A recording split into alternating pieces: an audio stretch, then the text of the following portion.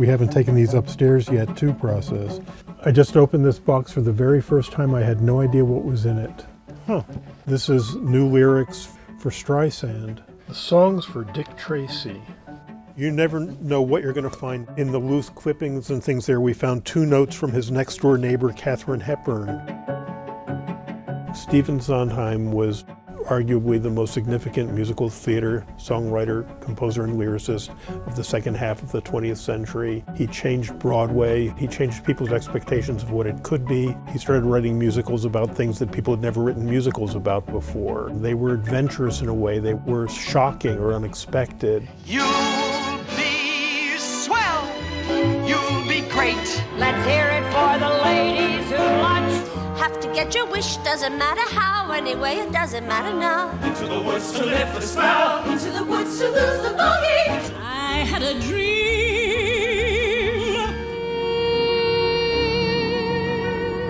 His ability to rhyme and wit, but then to be tender, to be sensitive, to be poetic. He only did the lyrics for West Side Story, but take a song like Maria. The psychology not only of the song itself, but how it functions dramatically in the show. Just before Tony sings that song, Maria's brother tears the lovers apart. Well, when Tony starts singing Maria, Say It Loud, and there's music playing. Say it loud and there's music playing. Say it soft and it's almost like praying. It tells the audience immediately the character of his love for her. It really is a deep, passionate love because of that connection. And that's the kind of thing that Sondheim can do brilliantly. And he has to convey things to an audience that they wouldn't necessarily otherwise get. Isn't it rich? Are we a pair? Little Night Music is Sondheim's romantic operetta, basically. Sondheim, he said he wanted it to sound like whipped cream with knives. And I think that gives you a great sense of what that score is like. The Stephen Sondheim collection includes his lyric and music sketches and manuscripts, his scrapbooks, recordings. Those are the heart of the collection. I've never seen anything quite like it. The amount of detail and effort that goes into virtually every song he writes. These are the lyric sketches for A Little Priest from Sweeney Todd. Along the margins, he starts listing all these professions and types of people that might be baked into the pies. Cook, page, sailor, tailor, actor, farmer, baker, driver, gigolo, crier. Through the margins, I counted over 158 types that might be baked into the pies. And I think most of them never ended up in the song. He's giving himself every possibility of alternatives of which way he can go, where's he going to find a good rhyme. There are lists of rhymes on the other side of the margins. There are 40 pages here of these extraordinary lyric sketches for one of the funniest Act One closings in Broadway history.